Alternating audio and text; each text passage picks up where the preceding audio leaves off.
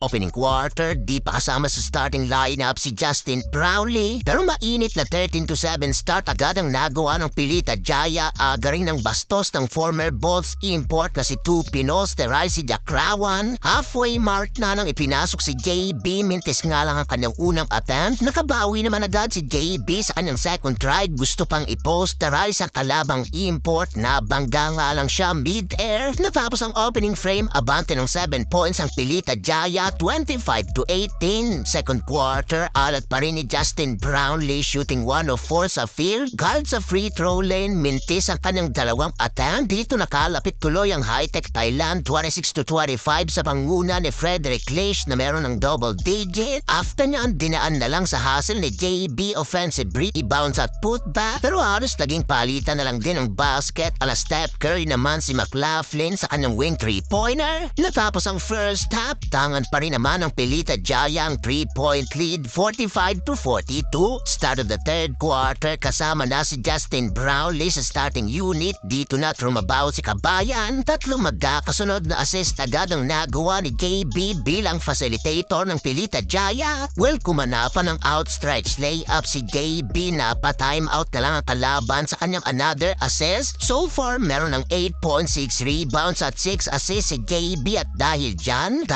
biglang pumalo tuloy ang lamang ng Pilita Jaya sa double digits sa pagtatapos ng third period, 78-59. Fourth and final quarter, still Justin Brownlee taking over sa Pilita Jaya. Dahil sa kanilang early run, pumalo pa ang kanilang tambak halos sa isang buwan. After nyan, sa laki ng lamang, pinagpahinga na rin si JB kung saan nagtala si Brownlee ng almost triple-double, 11 points, 9 rebounds at 6 assists sa kanyang debut sa BCL at ikalawang laro sa Pilita Jaya.